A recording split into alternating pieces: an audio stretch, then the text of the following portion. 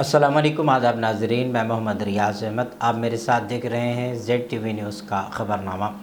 तफसीली ख़बरों से कबल नाजरीन आइए एक बार सुर्खियों पर नज़र डालेंगे।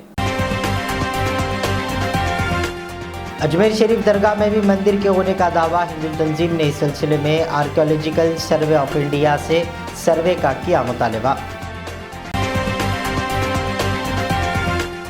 शहर के लाल बहादुर स्टेडियम में मुनक़्क़द हुआ योगा उत्सव। मुख्तलिफ शोबे हयात से ताल्लुक़ रखने वाले हज़ारों अफराद ने की शिरकत।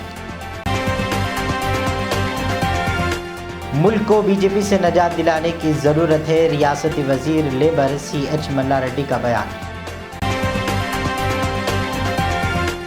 बॉलीवुड स्टार शाहरुख खान के बेटे आर्यन खान को ड्रग्स केस में मिली राहत। बंडी संजय के खिलाफ सख्त कार्रवाई की जाए, मौलाना जाफर पाशा का हुकूमत तेलंगाना से मुतालबा। वाइस शर्मिला ने KCR के खिलाफ किया तंजिया रिमार्क। कहा, जिस तरह बिल्ली को देखकर चूहे छुप जाते हैं, उसी तरह KCR मोदी को देखकर खुद चूहे की तरह छुप गए थे। सुर्खियों के बाद नाजरीन बढ़ते हैं आज की बड़ी खबर की तरफ। कहा गया है कि ज्ञानवापी मस्जिद, ताजमहल, कुतुब मीनार और मंगलूर में वाक़ जामा मस्जिद के बाद अब अजमेर शरीफ दरगाह में भी मंदिर का दावा किया गया है। अजीम सूफ़ी बुज़ुर्ग ख्वाजा मोइनुद्दीन चिश्ती रहमतुल्लाह अलैह की दरगाह में एक हिंदू तंजीम ने दावा किया है कि ये पहले एक मंदिर था जिसे बाद में गिराकर मस्जिद में तब्दील कर दिया गया। हिंदू तंजीम ने इस सिलसिले में आर्कियोलॉजिकल सर्वे ऑफ इंडिया से सर्वे का मुतालबा किया। महाराणा प्रताप सेना के राजवर्धन सिंह ने दावा किया है कि दरगाह की दीवारों और खिड़कियों पर हिंदू मज़हब से मुताल्लिक़ निशानात हैं। परमा ने कहा कि उनका मुतालबा है कि दरगाह का सर्वे ASI से करवाया जाए। इस सिलसिले में रियासत के वज़ीर आला अशोक गहलोत के नाम एक मकतूब भी रवाना किया गया। दरगाह की खादिमीन कमेटी ने इस दावे को मुस्तरद करते हुए कहा है कि वहाँ ऐसा कोई निशान नहीं है। उन्होंने कहा है कि दरगाह पर हिंदू और मुस्लिम दोनों बरादरियों के करोड़ों अक़ीदतमंद आते हैं। ये दरगाह शरीफ कई सालों से मौजूद है। कहा, ऐसा कोई सवाल आज तक पैदा नहीं हुआ।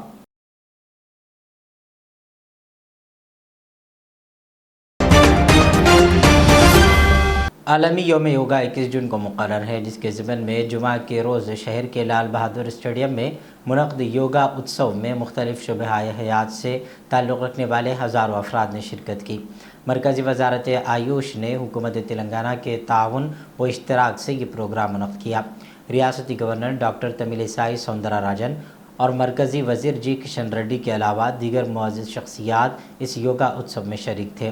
Morarji Desai national institute of yoga ने इस योगा उत्सव का एहतमाम किया, जिसमें 10,000 के करीब पुरजोश अफराद ने शिरकत की। इस योगा उत्सव के एहतमाम का मकसद योगा की इंसानी ज़िंदगी को बेहतर बनाने में उसकी सलाहियतों से मुताल्लिक़ अवाम में शऊर बेदार करना है।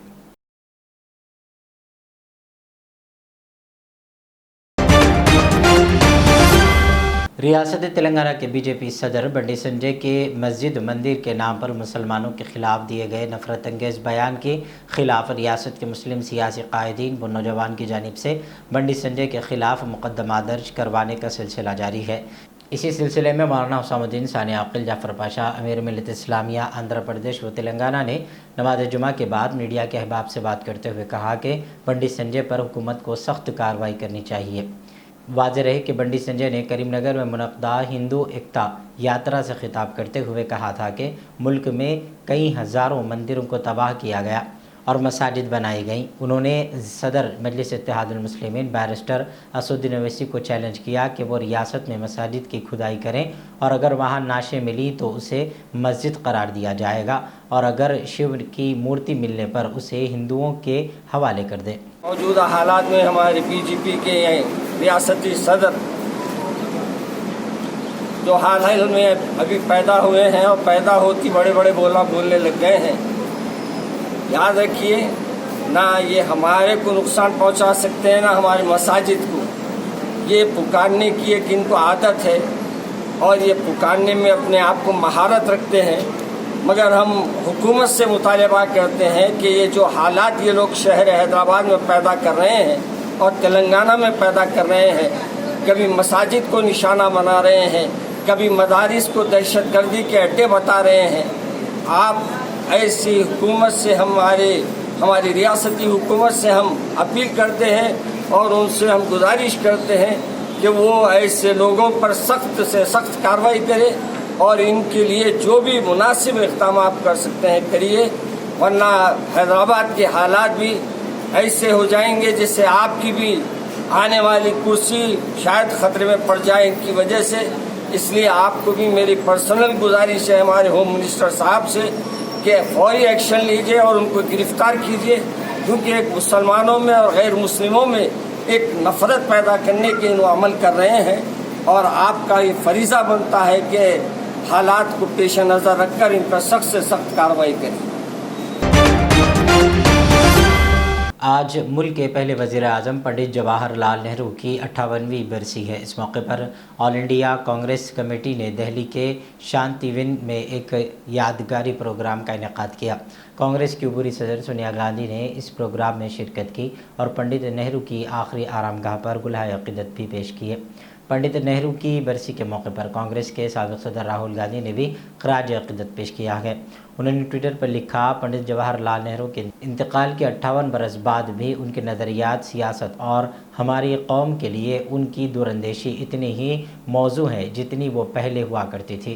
दुआ है कि हिंदुस्तान के इस लाफानी फ़र्जंद की कदरें हमेशा हमारे आमाल और ज़मीर की रहनुमाई करें। इसी तरह वज़ीर आज़म नरेंद्र मोदी और दीगर अहम शख्सियात ने भी पंडित जवाहरलाल नेहरू की बरसी पर उन्हें ख़राज अक़ीदत पेश किया।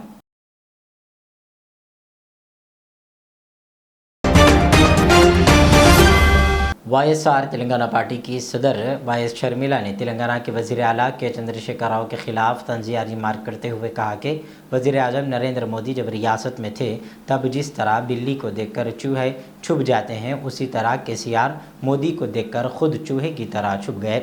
बता दें कि वज़ीर आज़म नरेंद्र मोदी ISB के सालाना तकरीब में शिरकत के लिए जुमेरात के रोज़ हैदराबाद में थे, जब वज़ीर आला के चंद्रशेखर राव मोदी की आमद से कबल बेंगलुरु के दौरे पर रवाना हो गए।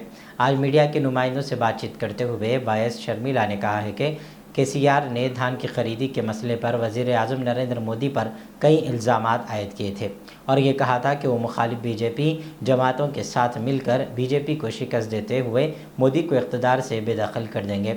उन्होंने कहा है कि KCR को वज़ीर आज़म से सवालात करने का एक अच्छा मौका था। उन्होंने कहा है कि KCR को वज़ीर आज़म से सवालात करने का एक अच्छा मौका तब आया जब मोदी शहर में थे, KCR शहर से गायब हो गए।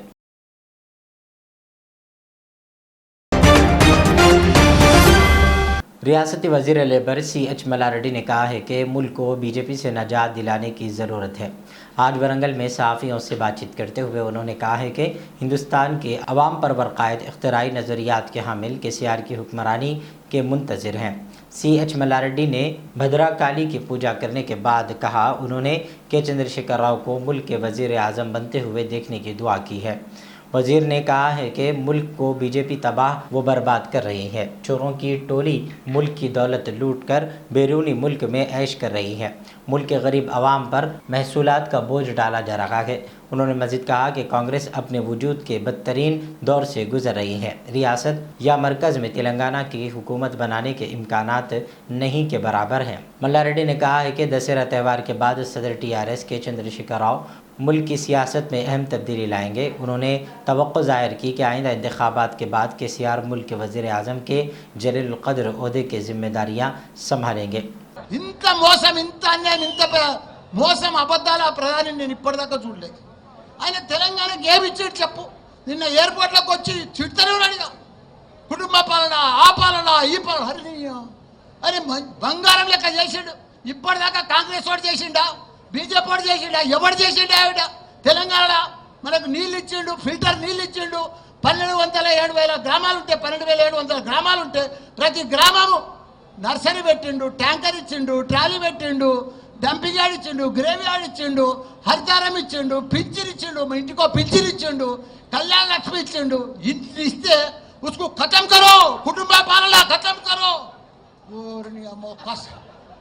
నేను విచిత్రంగా చూస్తున్నా, నాకు అబ్బురమైతోంది. నువ్వు రూపాయి తెచ్చింది లేదు, ఓ తెలంగాణకి ఏమైనా ఇచ్చింది లేదు, ఓ సచ్చింది లేదు. మీరు 4 ఎంపీలు ఉన్నారు, ఓ సెంట్రల్ మినిస్టర్ ఉన్నారు, ఏమున్నారు? ఏమీ లేదు, బొమ్మలు రోడ్ల పడి తిరుగుతున్నారు. ఏం చూస్తున్నావు? ఒర్లు పడతలేవా? రైతు బీమా వస్తలేదా? రైతు బంధు వస్తలేదా?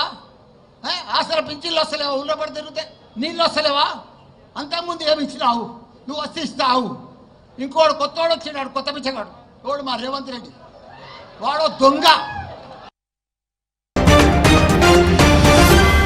कांग्रेस पार्टी के लीडर राशिद खान ने आज वक्फ बोर्ड चेयरमैन मोहम्मद मसीहुल्लाह से वक्फ बोर्ड दफ्तर में मुलाकात की और उन्हें सैफुल्ला मस्जिद वाक़े आंदोल सुल्तानपुर मेदक से मुतालिक आगाही करवाते हुए मस्जिद के पास जारी रोड बेंडिंग और तामीराती कामों से मस्जिद को नुकसान पहुँचने का इम्कान जाहिर किया और तफसीली बातचीत की, जिसके बाद वक्फ बोर्ड चेयरमैन मसीहुल्लाह खान ने फौरी तौर पर तफसीलात हासिल करने और मस्जिद के तहफ़्फ़ुज़ को यकीनी बनाने का तयक़ुन दिया। बिस्मिल्लाहिर्रहमानिर्रहीम। अस्सलाम वालेकुम मेरे नौजवान साथियों, मौजूद हजरात, मैं राशिद खान तेलंगाना प्रदेश कांग्रेस कमेटी सेक्रेटरी ने आज वक्फ बोर्ड को एक रिप्रेजेंटेशन दिया और रिप्रेजेंटेशन सैफुल्ला मस्जिद को लेकर है जो आज ख़तरे में है।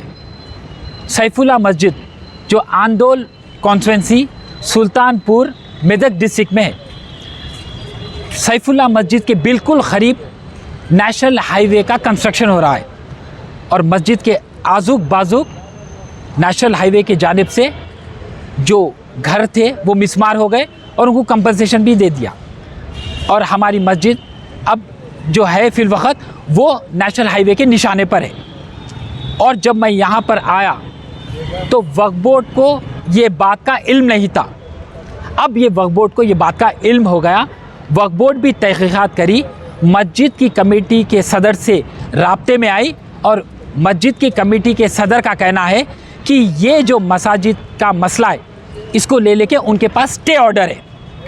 तो आज जनाब मसीहुल्लाह चेयरमैन वक्फ बोर्ड हमको तयक़ुन दिए कि ये मस्जिद को वो अपने ज़ेरे निगरानी में रखेंगे और मस्जिद के ऊपर कोई आँच आने नहीं देंगे और हमको जनाब मसीहुल्लाह के बातों पर एतबार है और फिर वक़्त उन मुंतखब हुए हैं। माजी में जो हो चुका पर आगे मुस्तक़बिल में ऐसी कोई मस्जिद शहीद ना हो बोलकर उनके पास भी वो जज्बा हमारे को साफ साफ दिखाई दिया और उनके बातों पर हम एतबार करते हुए अब मुतमईन हो गए कि वो मस्जिद के ऊपर वक्फ बोर्ड की निगरानी रहेंगी।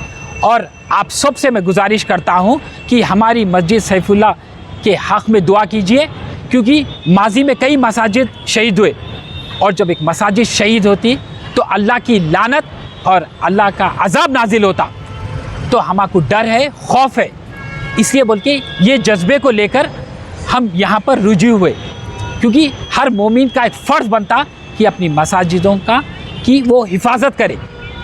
तो मैं सारे नौजवानों से गुजारिश करता हूँ कि राशिद खान के हक़ में दुआ कीजिए, वक्फ बोर्ड के हक़ में दुआ कीजिए। ये वीडियो बनाने का, ये रिप्रेजेंटेशन देने का हमारा अहम मकसद है कि आवाम के दरमियान में एक शऊर बेदार होना कि एक हमारी मस्जिद सैफुल्ला ख़तरे में है। तो आवाम से भी अदबन गुजारिश करता हूँ कि पूरे लोग दुआ करें और अल्लाह चाहेगा तो हमारी सैफुल्ला मस्जिद की एक ईंट को भी धक्का नहीं पहुँचेगा। अल्लाह अकबर।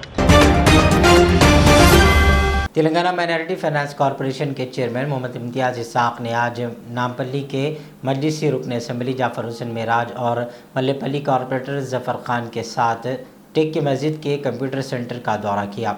इस मौके पर जाफ़र हुसैन मेराज ने इम्तियाज़ इसाक से कहा कि वो जल्द कंप्यूटर सेंटर के अधूरे काम मुकम्मल कराएँ, जिसके बाद इम्तियाज़ इसाक ने इस बात का तयक़ुन दिलाया है कि कंप्यूटर सेंटर को नौजवानों के लिए खोल दिया जाएगा। इस मौके पर माइनॉरिटी फाइनेंस कॉरपोरेशन के अमला और मस्जिद कमेटी मेंबर्स और मजलिसी कॉरपोरेटर्स व दीगर मौजूद थे। वालेकुम। आज जो है नामपल्ली कॉन्स्टिट्यूंसी में एक ही मस्जिद में एक कंप्यूटर सेंटर चलाया जाता है। बहुत दिन पहले एक सेंटर जहां ओल्ड सिटी में बंद पड़ा हुआ था, तो वहाँ के कंप्यूटर जो है यहाँ पे शिफ्ट करके यहाँ के मस्जिद कमेटी ने जो है कंप्यूटर सेंटर ईजाद किया और जो है यहाँ पे बहुत से लोगों को जो है कंप्यूटर इंजीनियरिंग दी जा रही है।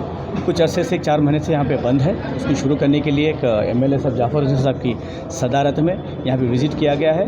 इंशाल्लाह बहुत जल्द जो है इस कंप्यूटर सेंटर को फिर से ओपन किया जाएगा और कुछ यहाँ पे जो भी ज़रूरत है वो ज़रूरत को पूरी किया जाएगा। MFC की जानिब से हमने कहा कि हमारी हुकूमत सेकुलर हुकूमत है, जितना हो सकता हमने जो है माइनॉरिटीज़ के लिए जो भी फंड्स होगा, जो भी इंशाल्लाह नीड होगा वो अपन पूरा करेंगे। यहाँ पे जाफ़र हुसैन MLA साहब की सदारत में मैंने और जो MD हमारे कांति मैडम और जो है स्टाफ ने यहाँ पे विज़िट किया है।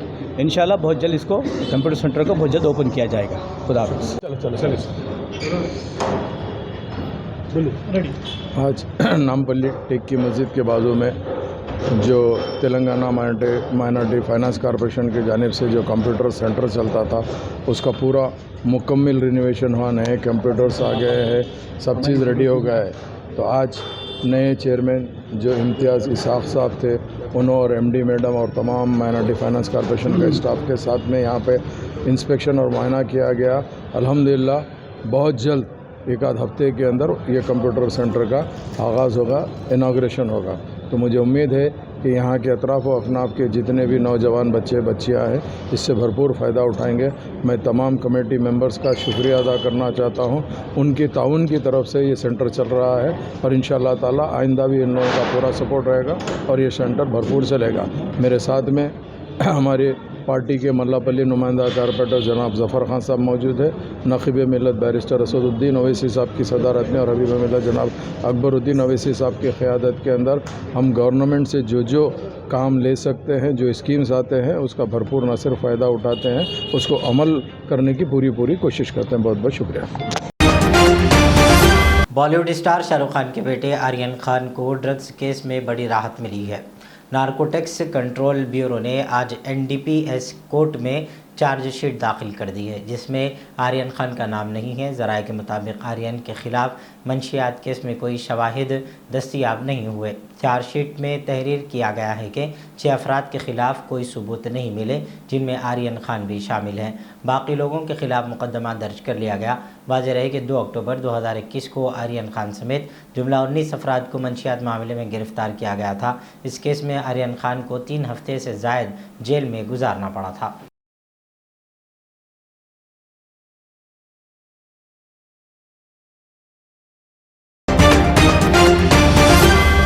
हैदराबाद के पुराने शहर में दिन दहाड़े एक बुर्का पोश खातून पर कातिलाना हमला किया गया। तफसीलात के मुताबिक पुराने शहर हैदराबाद में वाक़ बाबा नगर इलाके में एक बुर्का पोश खातून सड़क से बैग लेकर गुजर रही थी कि पीछे से एक नौजवान ने उस पर खंजर से हमला कर दिया, जिसके नतीजे में खातून शदीद तौर पर ज़ख्मी हो गई। हमले के बाद खातून गश खाकर सड़क पर गिर पड़ी और हमला आवर वहाँ से फ़रार हो गया। खातून की शनाख्त 45 साला नूर बानो की हैसियत से की गई है और हमला आवर की शनाख्त हबीब की हैसियत से की गई। इत्तला मिलते ही कंजन पाक पुलिस ने मुकाम वाक़े पहुंचकर ज़ख्मी खातून को इलाज के लिए हॉस्पिटल मुंतकिल किया, जहां खातून की हालत नाजुक बताई गई है। बताया गया कि खातून को हबीब नामी शख्स कई दिन से हिरासा कर रहा था। पुलिस ने इस सिलसिले में एक मामला दर्ज करके तफ्तीश शुरू कर दी।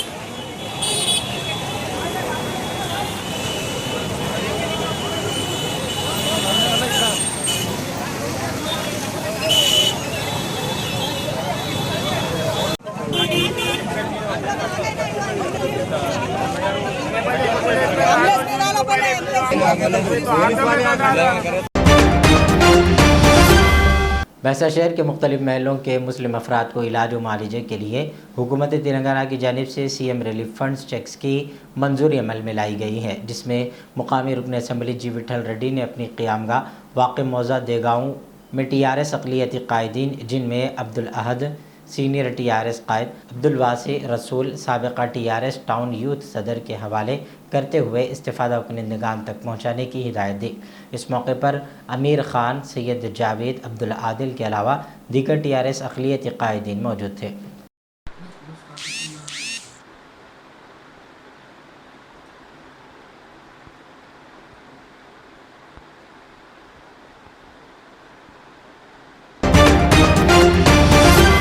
भैंसा शहर के वैसी नगर इलाके में पुलिस की जानिब से एडिशनल एसपी किरण खरे आईपीएस की निगरानी में कार्डन सर्च कम्युनिटी प्रोग्राम मुनक़्क़द करते हुए घर घर तलाशी ली गई। दस्तावेज़ात की अदम दस्तियाबी पर 71 मोटरसाइकिल, 8 ऑटो रिक्शा और 2 मोटर गाड़ियों को जब्त किया गया। इस प्रोग्राम में town circle inspector Praveen Kumar, sub inspector के अलावा हनुमनलू, मोहम्मद गौस, दर्शन, श्रीनिवास और शिवा के अलावा 80 पुलिस नौजवानों ने हिस्सा लिया। होटल में काम करते हो? कहाँ पे? मिलन होटल में। आज भैंसा टाउन पुलिस स्टेशन लिमिट में ओवैसी नगर एरिया में भैंसा पुलिस की तरफ से कॉर्डिनेट सर्च ऑपरेशन किया गया। इस कॉर्डिनेट सर्च ऑपरेशन को टाउन इंस्पेक्टर प्रवीण कुमार और साथ में भैंसा टाउन के एसआई यहाँ पे लीड किया।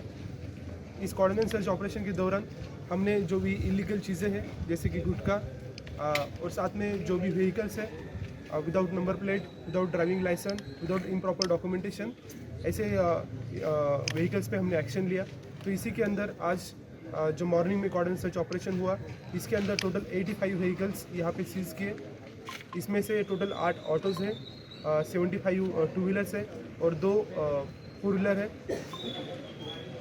अभी कोऑर्डिनेट सर्च की बात की जाए तो कंटिन्यूसली लास्ट 1 ईयर से एक भैंसा टाउन में एक अच्छा प्रॉपर्ली डॉक्यूमेंटेशन व्हीकल का हो रहा है, प्रॉपर्ली लॉ एंड ऑर्डर्स यहाँ पे फॉलो हो रहे हैं, शॉप्स वगैरह है जो रात में प्रॉपर्ली क्लोज हो रहे हैं। कंटिन्यूसली हम देख रहे हैं कि properly number plate, driving licence, documentation सभी लोग ऑलमोस्ट रख रहे हैं। फिर भी कुछ 10% लोग हैं जो प्रॉपर्ली अभी तक डॉक्यूमेंटेशन नहीं कर रहे। तो मैं सभी लोगों से गुजारिश करता हूँ कि प्रॉपर्ली डॉक्यूमेंटेशन आप कीजिए, हेलमेट कंपलसरी पहनिए, ये आपकी सुरक्षा के लिए पुलिस की तरफ से किया जा रहा है। साथ में अभी 2 जून को तेलंगाना फॉर्मेशन डे है। इस तेलंगाना फॉर्मेशन डे के लिए पुलिस की तरफ से हमने एज अ पुलिस फ्रेंडली कुछ मैचेस यहाँ पे कंडक्ट करें। तो सारे मंडल लेवल पे, सारे पुलिस स्टेशन लेवल पे हम यहाँ पे वॉलीबॉल के मैचेस कंडक्ट करें।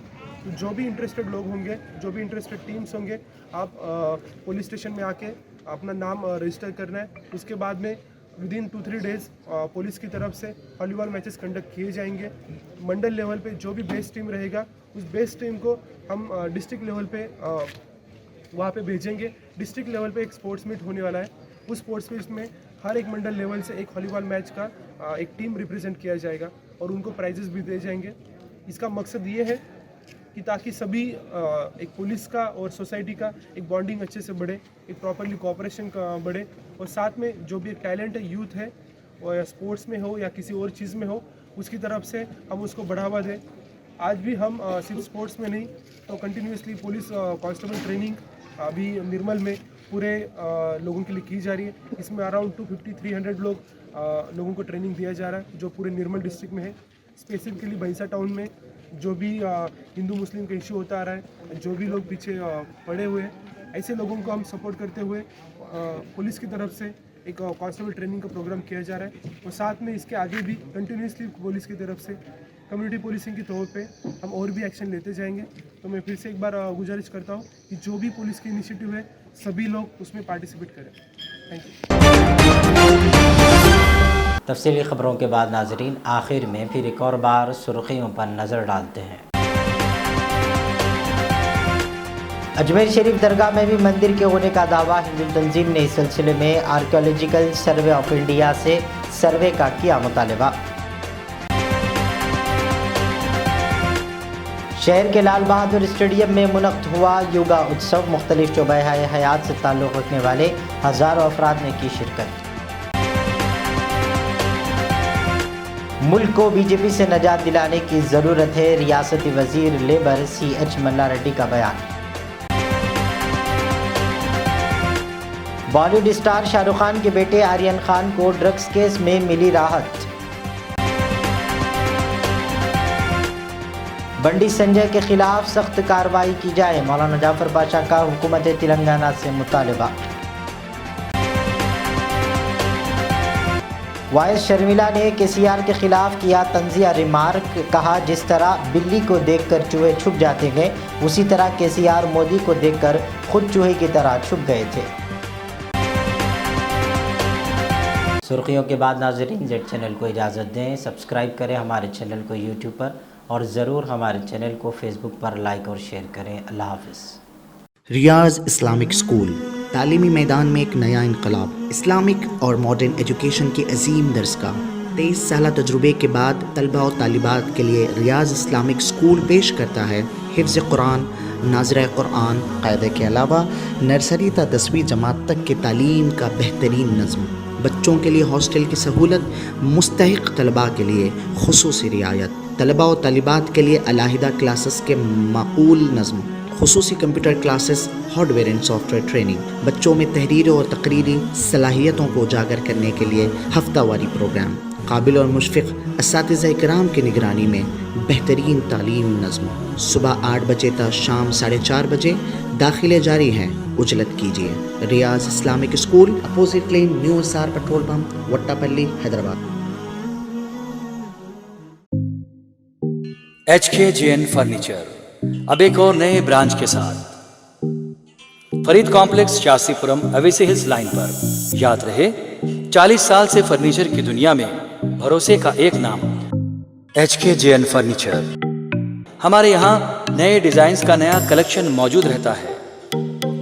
आपकी ख्वाहिश के ऐन मुताबिक भी फर्नीचर तैयार किए जाते हैं।